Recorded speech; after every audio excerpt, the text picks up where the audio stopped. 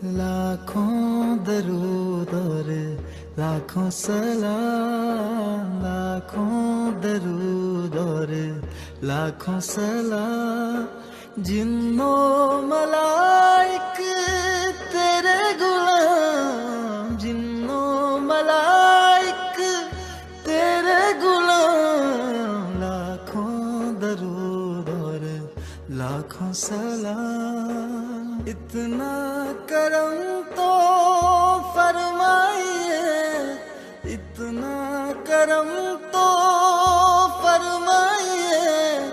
रोज़े पे सबको बुलवाइए, हाजिर यहाँ है जितने गुलाम। लाखों दरूद और लाखों सलाम।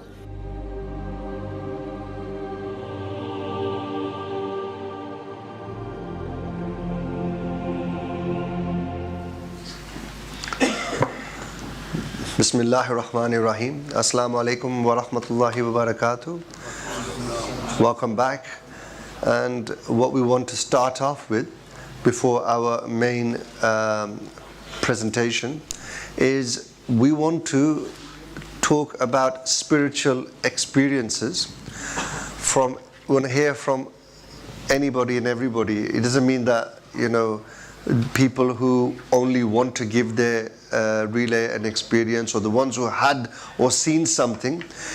Basically, on this, what you have to understand is that you will come here to learn.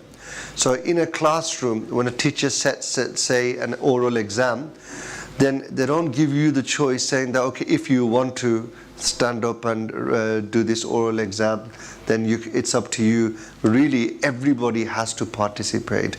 Everybody has to, who's come to seek knowledge, to come to learn and better themselves, has to be able to be in a position to stand up or, take the mic and give us their sort of relay their experience. And that experience could be anything.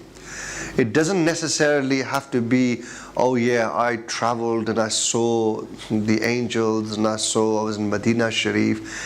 Even if you struggled, you didn't even see anything, and you were struggling to follow the teacher, follow the trainer, you can't see the colors properly, you can't even find the teacher in the spirit when once you transfer, or you think that you're having difficulty transferring. Whatever the issue is, please, we want to hear from you. And if either you raise your hand or I'll choose you anyway, right? So the choice is yours. This is going to be voluntary or involuntary, but we will choose people randomly as well. So, sometimes we are unnecessarily shy. As our teacher says, we should be shy when we are committing sins, not doing the the work of the deen or trying to better ourselves on a journey like this. And when we are trying to learn, do not be shy. The people who are shy or hesitate to ask questions, they will find that this actually hampers their development and journey on this particular path in where you are trying to connect with Allah subhanahu wa ta'ala. So again, open to Zoom participants as well. If anybody wants to relay, send your message in the Q&A or chat function, and inshallah I will read that out. And let's start. First and foremost, let's see who will be brave enough to raise their hand first. MashaAllah. Abbas, I'm coming over now.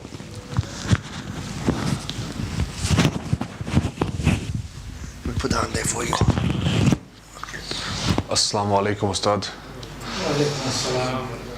Ustad, when I'm doing the cleansing of the Lataif, I struggle, to imagine Allah's name above me.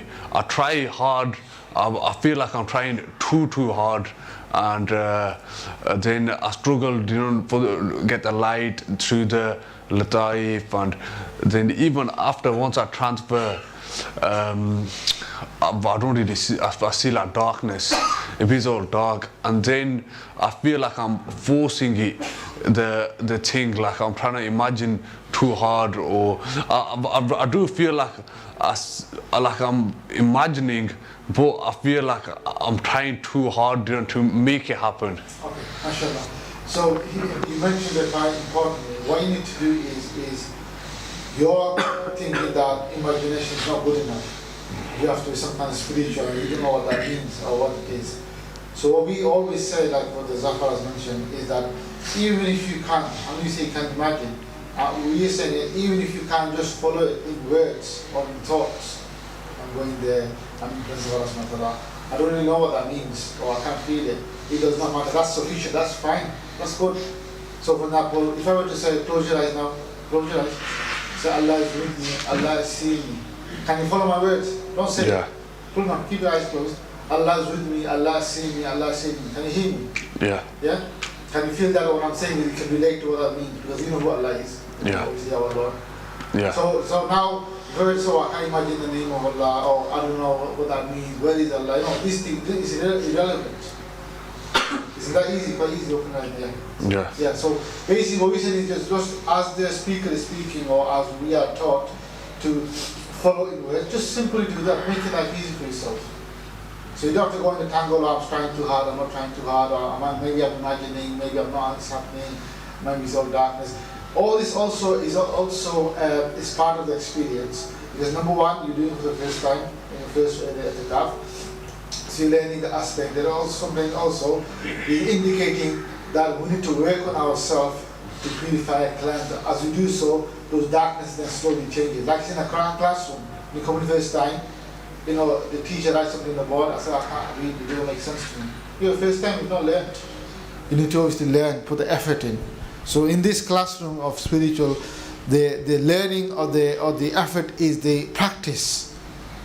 It's not a classroom of theory, remember. You know, like learning how to write, formula of mathematics, or how to write an essay. Here is a classroom of how to practice. And part of the practice is then we also have to change our lifestyle. That's what we're learning.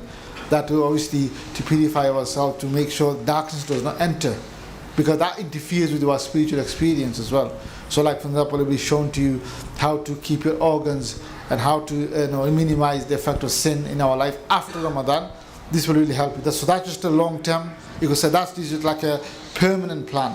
Yeah. But at the same time, as far as the session is concerned in here, you're only asked just to follow what's been said and they relate to me. And then if you have any feelings, oh well, I was doing it, I feel quite cool, or there was a chill down my spine, or for example, like I feel emotional, I start crying, I don't know why.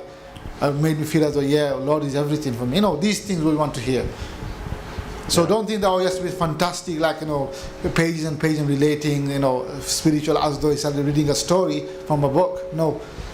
If someone does that, great, alhamdulillah. Some of the Ustadhs and those brothers who've been practicing for, let's say, 6-7 months, a year regularly, they've been quite good, 2-3 years. For them, obviously, it's really quite natural. Yeah.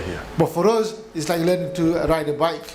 I've never sat on a bike, I never, pedaled a bike. First time I sat on it, and I'm like, trying to pedal, it's all shaking, and it's about to fall, and someone is holding on to it. And then I look at someone like who's just been to Tour de France, I go boom, past us and think, oh, look at him. I can be never like that. Because he's been cycling for 10 years maybe. So for him, he can even cycle without holding the steer, handle. He's like without it. He said, how's that possible? For him, it's quite easy to do so, as well. He's drinking, he's actually checking his phone, and he's cycling, and he's not holding his handlebars. And he said, I want to be like that. But yes, you have to learn to cycle first to reach there. So likewise, just focus on the instruction given that, okay, I've been told to do this. Like, imagine Allah's name. Okay, Allah's name, yes, exists. We know Allah's name. Allah's with me, Allah's seeing me. Okay, now, I'm focusing on something in my stomach. There's a latifa there, cleaning that. How you see, how you not see, at the moment doesn't matter. You're just following the instruction. That's the secret here, inshallah.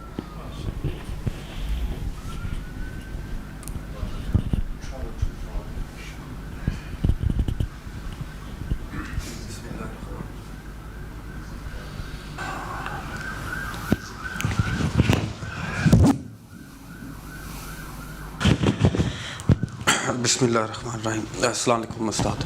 What's your name, brother? Where are you from? My name is Shabir and I'm from Oldham. Okay. And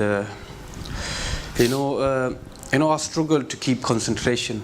It's like I go inside the spiritual. Inshallah, we will obviously address that. What I want to do is, when we did the Muraqabah session, this, before Zohar, and then obviously we did the spiritual, the Salat Tasbih, explain to me what you followed or what you not followed. Obviously, we want to hear it. But also, how was you feeling when you're doing it? Have you done prayer like this before? What was the internal thoughts?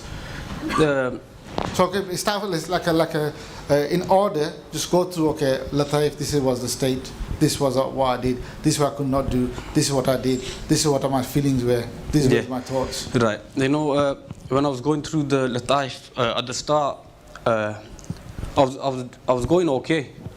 I was feeling. See, again, you're deciding. We know you said to say decide. It's okay. No, okay. You just say I've done it. Yes, I did the red one, then the yellow one, then the green one, but blue one completely. I fell asleep, or I completely lost concentration. Just go like that. Yeah. Rather than saying, "No, I'm okay here. I'm not okay here." Yeah. That's how it was. I was going through the colors. So how was the colors? The first few was okay. Okay. And then, like concentration, it went like a few colors I missed. And we did say if concentration goes, what do you do to bring it back? Yeah. Bring it back to the task that you want to do. Oh yeah, I'm into doing the Latifa. For example, let's say the instructor is saying, oh, we're in a green Latifa. Yeah. And you think momentarily I've lost concentration. What do you do? Okay, green Latifa. So let's bring it back again. Name of Allah, green. Yep. The light, green light coming down, going in. That's how you bring it back. Simple I was trying to do that, and I got it back a little bit, but then I think in the next colour I went again. Yeah. And then it was just constantly going and coming back. Well, exactly. That is what we're actually learning. You let it go. Yeah. You're not concerned about that. Your only concern is, in my control, I can bring it back. Yeah. Now the problem is, if you don't bring it back, just stay there. Oh, it's not coming back. I don't want to do it. Or I'm always losing it. Right. That's the wrong thing. Yeah. You gotta give in or give up. No. Yeah. I want to be perfect. No one said perfect. Yep. No one is perfect. Yeah. We're trying our best. And the trying best, what happens is it helps us to improve. Yep. Go to another level. But no one can say we're perfect. Yeah. So you shouldn't give up. Oh well, I've lost it. I brought it back. I've lost it again. No. Yeah. Your job is just to keep bringing it back. Yeah. The full namaz, it was like that. It just kept going and coming back and going and coming back. As long as you just keep trying, that's the crucial part. Right. So then, did you manage to transfer? How was that feeling? And then, following the teacher and then namaz. I didn't really get to that stage. Okay. Yeah. That's right. Because you're too caught up in that. Oh, why am I losing it? Why is it going? Yeah. I'm saying that it's not in your control. You're not charged. Yeah. Make it easy for yourself. Right. Even if you in 1 second you lose it 100 times, that's impossible. Let's just say, in 1 second you lose it 100 times, bring it back 100 times. Yeah. That's the only thing you are focused on. Remember how Hazrat have said that you focus on the task. Don't focus on things that you're not in control of, and get worried about why this is happening. Because part of the human psychology is that sometimes we get hung up by the things that's not happening right, rather than things that I can do to make it right. Right. Yeah. Isn't it? Yeah. Like I showed an example with Dabbagh. I said, close your eyes. He said, I'm struggling this. I said, well, forget all that. Yep. Just think, and when I said to you, Allah is with me, can you follow this? Yeah. It's quite easy. So that's what you have to do. Now, if, for example, thought comes about, oh, what's my children in at home? So leave it. Let's bring it back again. Okay, Allah is seeing me. Then again, oh, what am I going to eat at Sahri? Is it going to be fish today or not? Leave it. Okay, Allah is seeing me. Bring it back. So you do that, bring it back again and again. Yeah? So in Asr namaz and all the muraqabahs and zikr majlis, you just focus on the task at hand. Yeah. Don't focus on the failures, focus on what you can do. Yeah? Okay. Inshallah. Brother Kashif, for today's session, the muraqabah and Bismillah ar-Rahman ar-Rahim. Today's session, when we were doing the cleansing the lataif, so when yourself started to do the zikr and we did the salam to the Prophet sallallahu alaihi wasallam, I found myself in front of the Jali Mubarak, and seeing the green carpet because of I didn't look up, I was looking down.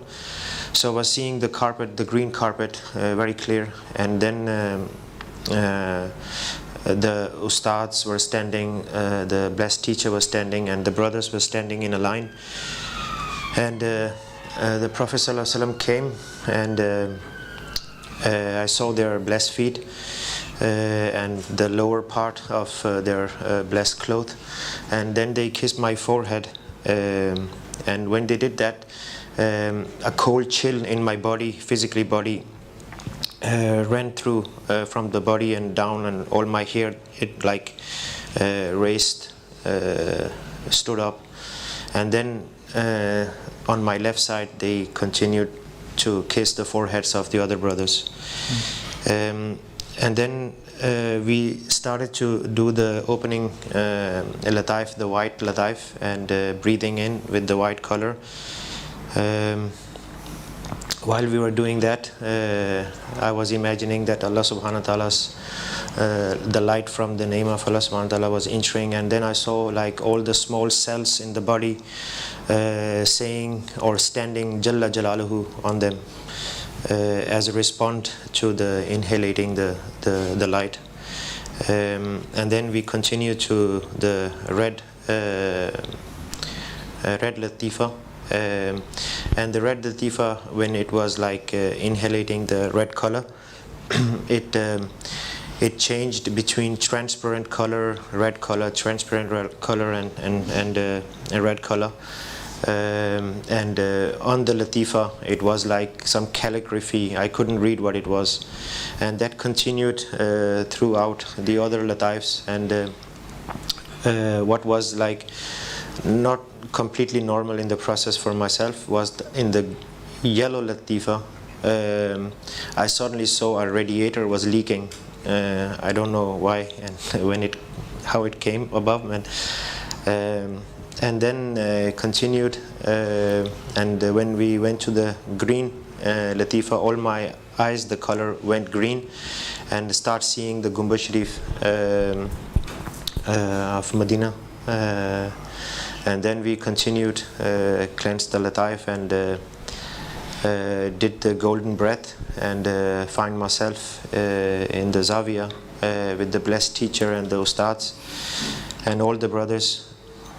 And then Sayyidina Abdul Aziz Dabbagh rahimahullah came, and Sayyidina Shaykh Abdul Qadir Jilani also came, and then we traveled, followed your guide. We traveled in the out of this world, and went into the world of spirits. This was actually the first time I traveled to this place, so it's I saw like a world, a lot of water drops. It was like it was drop of waters, and the spirits was like inside those, so it was like a shell of water, transparent water drop, and inside that drop was like a whole world for that spirit only. So there was a lot of water drops with the world inside, and those drops, they have like a blue shining colorly effect.